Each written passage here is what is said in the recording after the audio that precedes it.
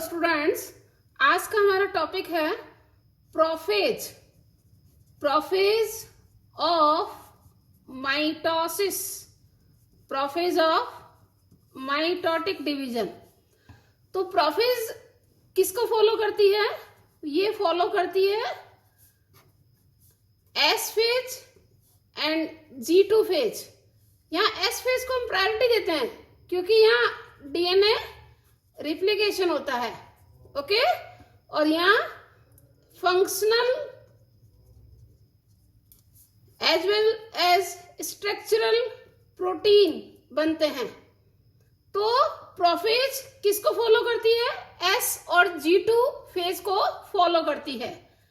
यह M phase यानी कि माइटोटिक फेज की फर्स्ट स्टेज है, first stage of mitosis, first stage of mitosis होता है, ओके। अब देखिएगा, एक्चुअल में इसमें जो चेंजेस होते हैं उसे हम दो स्टेजेस में भी स्टडी कर सकते हैं। कैसे?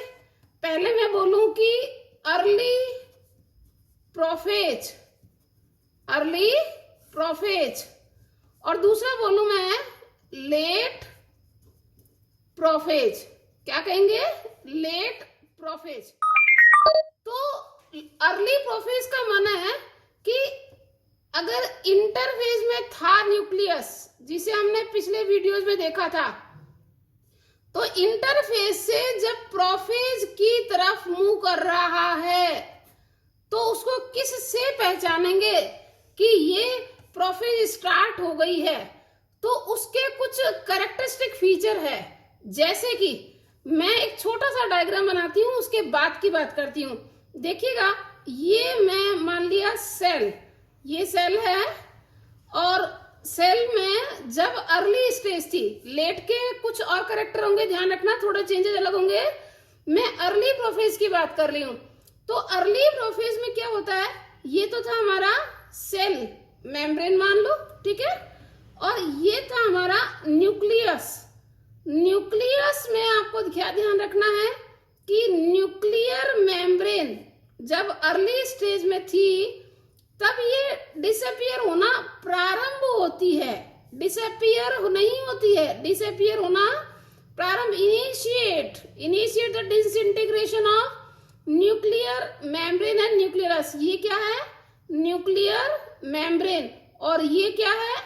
न्यूक्लियोलस। ये क्या है? न्यूक्लियोलस। तो न्यूक्लियर मेम्ब्रेन और न्यूक्लियोलस का डिसइंटीग्रेशन स्टार्ट होता है। तो initiation of integration of nuclear membrane and nucleolus, okay.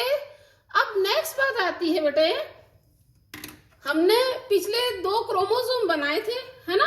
तो ये क्रोमोसोम जब इंटरफेज में थे तब आपने गौर किया हो, ये ऐसे एंटेंगल्ड थे, गूंथे हुए थे, है ना? लेकिन जब ये प्रोफेज में आते हैं तो ये क्रोमोसोम कैसे हो जाते हैं? यहाँ देखिएगा, ये सेंट्रोमियर और ये क्रोमेटिड, यानी कि क्रोमोसोम में कंडेंसेशन स्टार्ट हो जाता है। Condensation and compaction. तो ये देखिएगा, ये क्रोमोसोम है और ये क्रोमेटिड है।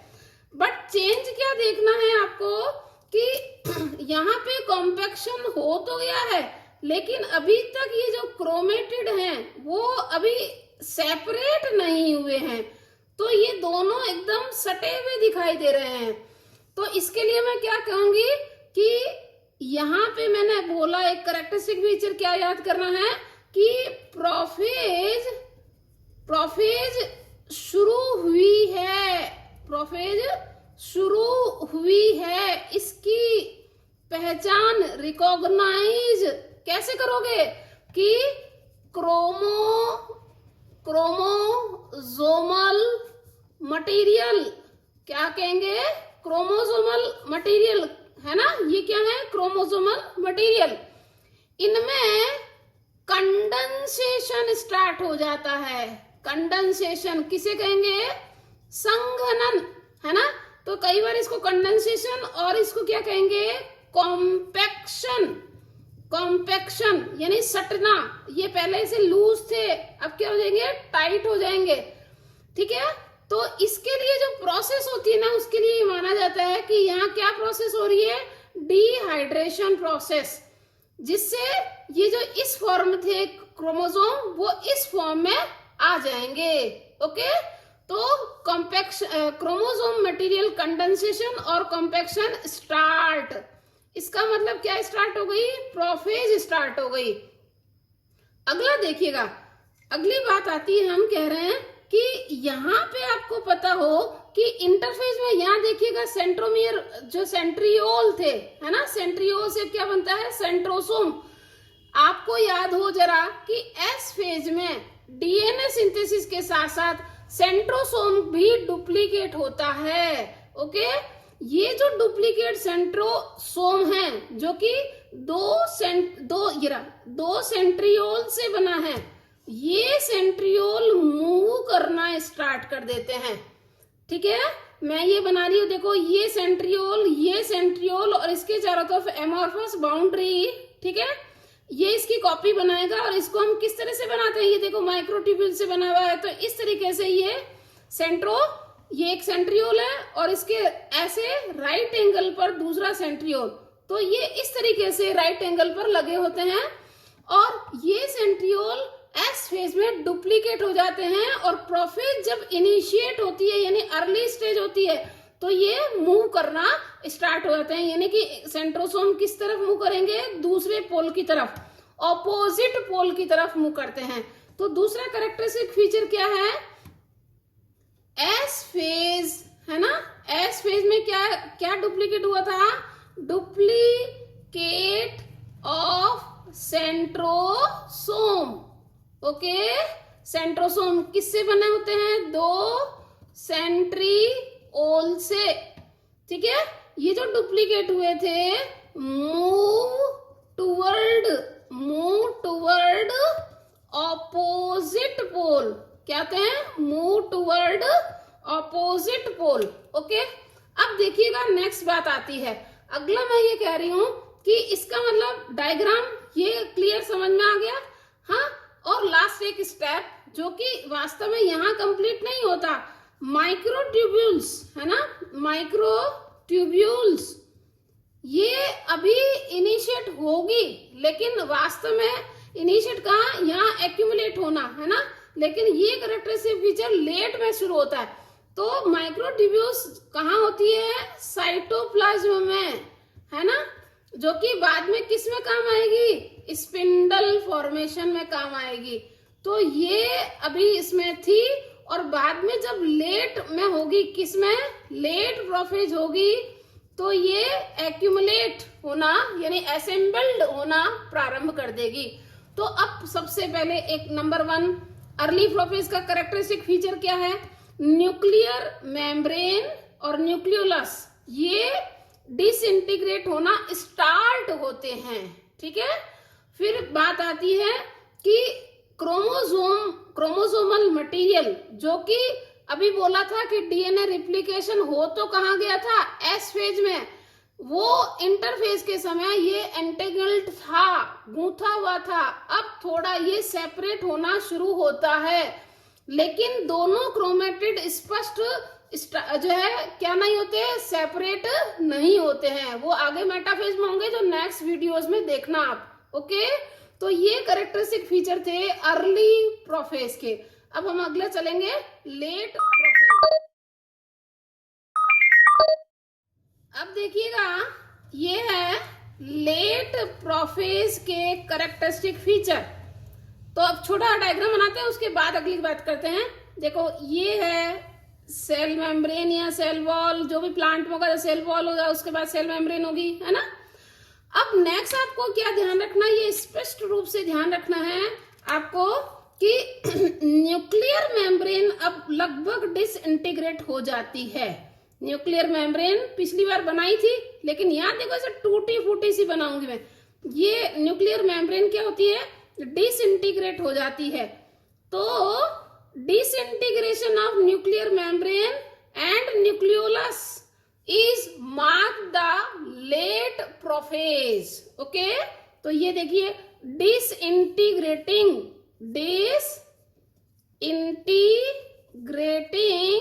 कौन, nuclear membrane and nucleolus. Okay, nucleolus. Next देखिएगा, पिछला जो अपना पेज था उसमें आपने क्या देखा था कि सेंट्रोसोम मूव कर रहे हैं।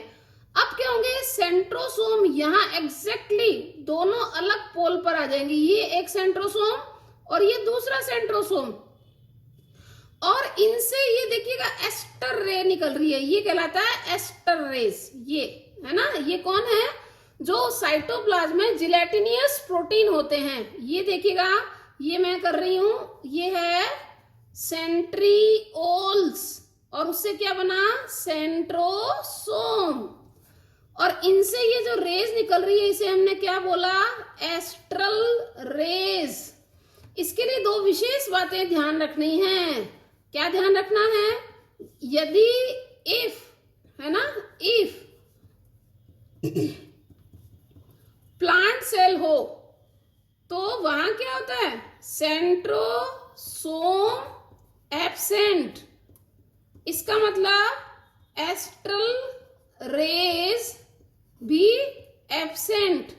ओके, तो उस टाइप के डिवीजन को क्या हम क्या कहते हैं, एन एस्ट्रल माइटोसिस। क्या कहते हैं, एन एस्ट्रल माइटोसिस। लेकिन इफ सेल कौन सी, एनिमल सेल और even lower plant. Okay, lower plant, इनमें क्या होता है, सेंट्रोसोम प्रेजेंट, सो एस्ट्रल रेज प्रेजेंट।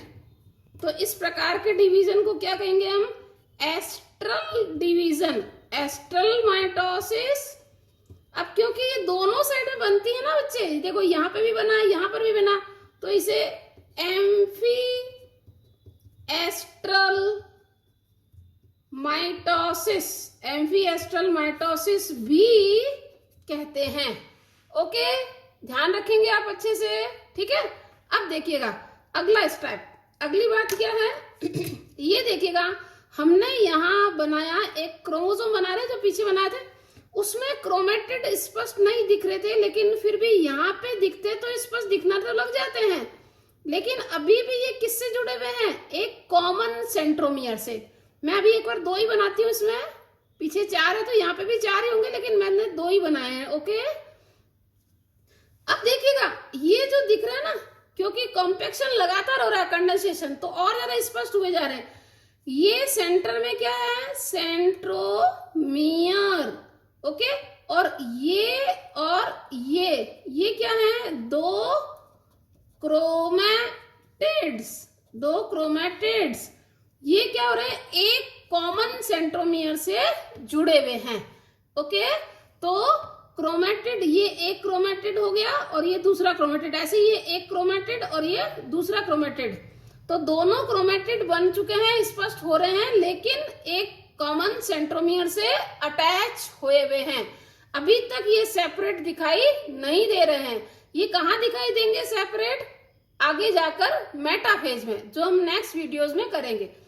अब आइएगा, देखो बहुत ही इंपॉर्टेंट कैरेक्टर ध्यान रखना है अपने को। क्या, ये जो साइटोप्लाज्म में माइक्रोट्यूब्यूल्स है ना, माइक्रोट्यूब्यूल्स यहाँ क्या होती है, न्यूक्लियस के चारों तरफ ये असेंबल्ड हो जाती है, जिसको हिंदी में क्या बोला, जमावड़ा, है ना। तो असेंबल कौन किसका होगा, असेंबली ऑफ